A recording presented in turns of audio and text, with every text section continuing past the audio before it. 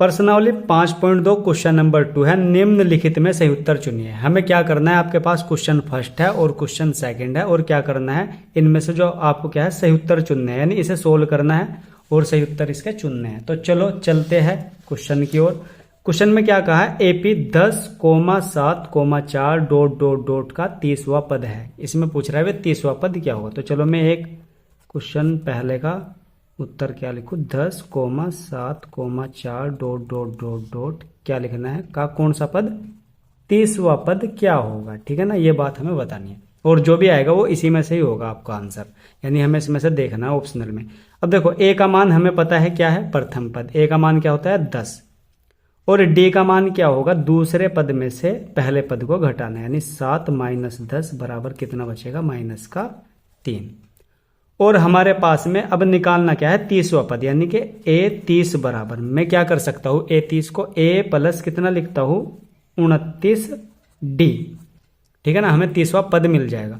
तो ए का मान हमारे पास है, ए का मान कितना है 10, ध्यान से देखोगे तो क्या है 10 और प्लस 29 गुणा, और डी का मान कितना है हमारे पास में -3। अब करना क्या है, 29 गुणा 3 में करनी है। ठीक है ना, तो कितना होगा, यानी कि 29 कितना हो जाएगा, ये 87 हो जाएगा।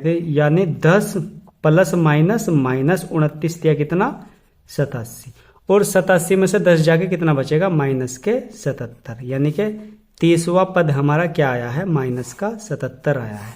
तो जरा इसमें -77 है ऑप्शनल में कहीं, तो ये रहा, यानी इसका आंसर होगा सी। अब उसके बाद क्वेश्चन नंबर चलते हैं सेकंड पे। अब सेकंड क्वेश्चन उतारता हूं मैं, जरा ध्यान दो, मैं यहां उतारता हूं। ठीक है ना, तो एपी क्या दी है, -3, -1/2, और कोमा क्या है 2 है। ठीक है ना, और ... का कौन सा कहा है, 11वां पद। कौन सा 11वां पद क्या है। ठीक है ना, हमें 11वां पद निकालना है। चलो इसको भी करते हैं। अब देखो ए का मान क्या होगा, ए का मान हमारे पास होगा -3। ठीक है ना, अब डी का मान क्या होगा, यानी कि दूसरे पद में से पहला पद को घटाना है, यानी -1/2 में से माइनस किसे करना है, -3 को। तो माइनस और माइनस क्या हो जाएगा, ये प्लस हो जाएगा 3, और बराबर, यहां डायरेक्ट कैलकुलेशन करो, 2 × 3 = 6, और 6 में से माइनस का 1 गया तो कितना बचेगा, 5/2, यानी कि डी का मान आ चुका है कितना, 5/2। तो यानी कि ए 11, यानी 11वां पद क्या होगा, तो ए 11 बराबर क्या लिखना होगा, ए प्लस कितना 10D। अब ए का मान कितना है, -3 प्लस 10 गुणा, और डी का मान कितना है 5/2। मैं इस 2 से इस 10 को डिवाइड कर दूं, 2 पंजे कितना हो जाएगा 10।